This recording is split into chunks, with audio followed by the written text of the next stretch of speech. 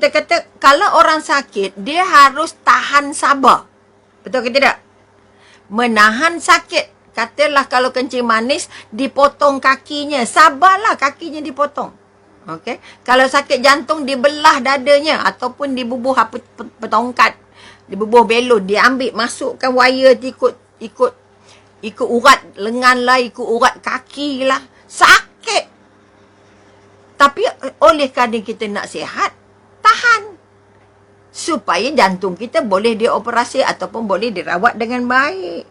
Jadi kalau sakit jasad pun kita ada yang menderita, ada yang sakit, maka nak merawat jiwa lagi sakit. Kalau tak kuat sabarnya, tak kuat iltizamnya, tak sungguh-sungguh, tak mampu berubah. Takkan mampu. Saya dah try dah doktor tapi tak boleh. Buat macam mana? Siapa kata tak boleh? Kita perintah diri kita. Kenapa kita pula kata tak boleh? Setan melonjak-lonjak lah kan. Setan dah janji. Iblis dah janji. Bagi aku ruang hidup sampai hari kiamat. Aku nak jadikan, nak ganggu semua anak Adam ini. Nak ganggu semua supaya nanti jadi sahabat aku di neraka. Aku ada di depan. Aku akan kacau mereka depan, belakang, kiri, kanan, atas, bawah. Nak lari kot mana? Kita dipenjara oleh iblis yang hari pagi petang 24 jam. Kalau tak kuat jiwanya untuk jadi sabar, untuk tahan sakit sikit, nak berpisah dengan harta, sakit Nak menderma hari-hari, sakit Tapi itulah kekuatan. Kalau jasad jaga nak dirawat sakit, nak rawat hati lagi sakit. Mesti kuat. Okey? Maka begitu juga mengubat sakit jiwa dan penyakit hati. Wajib tahan kepahitan. Berpisah dengan harta. Pahit. Kerana bersungguh-sungguh. Okay. Mahu menghilangkan. Okay. Menghilangkan semua penyakit jiwa yang ada. Maka pertama dia mesti sabar. Kemudian dia dengan dalam kepahitan itu. Dan lebih berat lagi. Okay, lebih sengsara lagi. Dan memerlukan kesungguhan yang lebih dari yang mahu sembuh dari penyakit tubuh. Maknanya sakit kita, sabar kita, beratnya kita dalam merawat penyakit di tubuh lebih sulit lagi, lebih berat lagi untuk perlu sabarnya, perlu melalui penderitaannya, perlu melalui kesakitannya untuk merawat sakitnya jiwa. Sebab itu sekali lagi kita nak bangun kekuatan. Nak berubah bukannya mudah kalau tidak bersungguh-sungguh. Sebab itu sungguh-sungguh pegang tajuk ini kerana kalau kita tak mampu. Kalau kita tak mampu membersihkan balik jiwa kita, semua sembang petang ni tak ada maknanya. Semua sembang petang akan menjauhkan kita dengan Allah. Kita tak mampu nak didik orang. Kita tak mampu nak berubah jadi baik. Kita tak mampu nak berubah jadi tenang. Kita tak mampu nak berubah jadi santun. Kerana kita berserah pada orang. Pada situasi, pada keadaan. Saya boleh baik kalau begini-begini. Saya boleh pemurah kalau begini-begini. Kalau digambar pakai cek besar, saya pemurah le. Kalau tak digambar, kalau tak dirakam. Apa halnya kalau tak masuk soal gambar, tak payah le. Jangan main-main. Okey? Oleh itu sekali lagi kita katakan melawat penyakit jiwa ini jauh lebih berat daripada merawat penyakitnya zahir. Itu kena pegang. Kena pegang sungguh-sungguh. Memang susah nak sabar. Memang susah nak baik. Memang susah nak rendah hati. Sombong aja yang banyaknya. Sebab kita dah lama tenggelam dalam lubuk-lubuk sombong, bangga, riak, ujub. Okey? Maka kita katakan kita wajib sedar bahawa penyakit tubuh itu akan segera lenyap apabila kita meninggal dunia. Sakit daripada kanser, segala benda sakit besar-besar ni, okay, bila kita meninggal, okay, clear, tak ada lagi dah. Sakit tubuh tidak membuat kita tercampak ke neraka. Okay, sakit tubuh. Tapi sakit jiwa. Okay. Sakit tubuh, dia akan hilang lenyap setelah kita mati. Tapi sakit jiwa, kita akan kekal hingga kita mati. Apa sebab kekal hingga kita mati? Okey? Akibatnya akan diderita buat selama-lamanya. Okey, buat selama-lamanya setelah kamu mati, kamu di akhirat esok, kamu tetap dapat sakit tu. Akibat buruknya memang tercampak ke neraka, na'udzubillah min dzalik.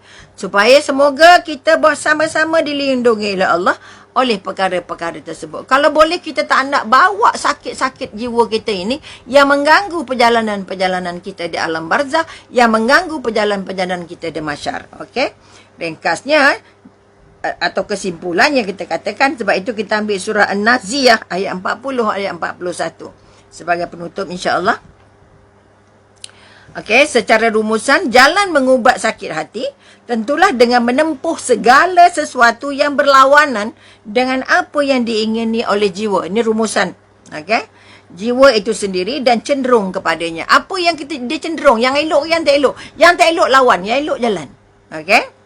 Dalam masalah ini, Allah telah menghimpunkan keseluruhannya dalam satu kalimat yang tercantum dalam Al-Quran surah An-Naziyat ayat 40 ayat 41 yang bermaksud, adapun orang yang takutkan keadaan semasa dia berdiri di mahkamah Tuhannya, kita tak takut dia mahkamah sini, kita boleh bayar saman, kita ada penjamin. Tapi mahkamah Allah untuk dihitung amalnya, serta dia menahan dirinya dari menurut hawa nafsu, maka sesungguhnya syurga adalah tempat kediamannya. Apa tadi kita kata? Pertama, orang yang takut nak ngadap Allah, aku nak jawab apa? Kalau Allah tanya, kenapa kamu ngumpat? Aku nak jawab apa? Kenapa kamu sombong? Aku nak jawab apa? Ada jawapan ke tidak? Kamu kenal Rasulullah tak? Tak. Kamu cinta Rasulullah tak? Takut, oi. Maka Allah kata, siapa yang rasa takut nak berhadapan dengan mahkamah Allah, okey, disebabkan rasa takut itu, dia belajar membersihkan jiwanya, menjernihkan hatinya, membaiki niatnya, membantu menguatkan ketenangannya kerana disebabkan oleh ibadah yang suci, bersih, ikhlas tadi, maka tempatnya tidak lain dan tidak bukan. Artinya dia sudah berjaya mengawal apa kita kata, hatinya, jiwanya sentiasa tenang, sentiasa bersih, sentiasa suci, sentiasa dekat dengan Allah, sentiasa merasa takut dengan Allah, takut dengan mahkamah Allah. Dan sekali lagi kita kata, dia menahan dirinya dari menurut hawa nafsu. Okey, sebab itu tanya balik, yang aku nak buat ni Allah kata apa? Yang aku nak buat ni Rasulullah kata apa? Yang aku cakap ni Allah terima tak? Yang aku cakap Rasulullah terima tak? Sebab Allah ada bagi chip dalam hati kita. Kalau benda tu tak cantik, kita tak selesa. Okey? Sebab itu kalau kita rasa kita takut orang tahu, itu dosa. Apa yang kita buat takut orang tahu, makna dosa. Itu sebagai satu remark untuk kita semak diri kita. Okay? Kalau kita takut orang tahu apa kita buat, apa kita cakap, dengan siapa kita bercakap, bermakna itu tidak tak baik. Itu berdosa. Okay? Sebab itu sekali lagi, belajarlah untuk tenang, untuk lapang, jujur, terus terang. Okay? Terus terang kerana Allah melihat. Tidak ada jiwa yang Allah ciptakan selainnya, melainkan ada penjaganya. Ini kita bincang esok insya-Allah. Jadi sekali lagi, perkara utama yang menjadi ubat kepada penyakit hati ialah bersungguh-sungguh. Bersungguh-sungguh ialah dengan kemantapan hati untuk kuat dan tidak dengan setengah-setengah hati sahaja. Apabila ini dapat dipenuhi dan jiwa sudah bersungguh-sungguh untuk meninggalkan segala bisikan-bisikan syahwat dan bisikan-bisikan nafsu, maka dengan sebab itu Allah akan maka dia akan mudah, dirasa mudah untuk membaiki diri, dan anggaplah yang demikian itu sebagai ujian dan cubaan dari Allah, dan dia melaluinya dengan sabar dan terus berusaha menghilangkan penyakit itu, maka pastilah dia harus memiliki azam yang kukuh, tidak akan tergelincir lagi. Kalau kita kata jasad sakit, lepas itu dia sembuh, kita pun lupa penyakit. Tapi kalau sakit jiwa, kalau tidak disembuhkan sepanjang masa, dia akan datang balik. Okey? Maka kita katakan, sebab itu kita kata kalau setengah-setengah hati kita bimbang, datang balik. maka jiwa itu akan biasa. Apa sebab kita nak terus-terus? Supaya jiwa kita sentiasa nak buat yang baik. Okey, kita kata kalau kita tak sabar, maknanya apa kita kata?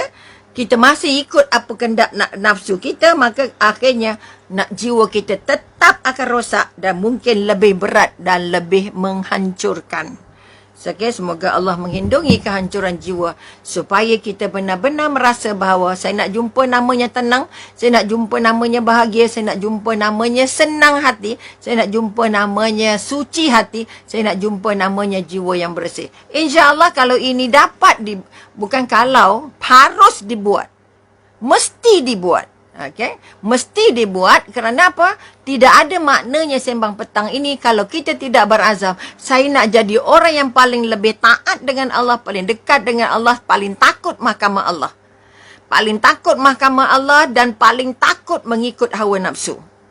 Sebab itu kita sekali lagi, melawan nafsu tidak ada yang lebih besar selain nafsu. Okay? Kalau kita dapat tundukkan nafsu kita, okey, dia tak boleh, ini boleh, itu sikit, tu boleh. Nafsu mesti ikut cakap kita. Sebab itu kita kata nafsu mesti jadi kuda tunggangan kita. Bukan nak kita jadi kuda kepada nafsu. Jangan sampai nafsu tonggang kita. Macam kita tonggang kuda. Tapi nafsu itu harus jadi kuda tunggangan kita. Dia yang ikut nak bawa kita ke mana, kita nak buat apa dan sebagainya. Mudah-mudahan kita tidak jadi kuda tunggangan kepada nafsu kita dan kita tidak jadi tunggangan kepada penyakit-penyakit jiwa kita, tetapi kitalah yang memastikannya untuk kita tidak tunduk kepada kehendak-kehendak nafsu. Kalau ini dapat diangkat, sembang petang menjadi kita sangat bahagia. Tidak ada lagi buruk sangka, tidak ada lagi sakit hati, tidak ada lagi bengkak-bengkak, tidak ada lagi sombong, tidak ada lagi kedekut, tidak ada lagi putus asa. Kita rasa Allah tengok kita, kita rasa Allah jaga kita, kita rasa kita bersembang dengan Allah dalam solat kita.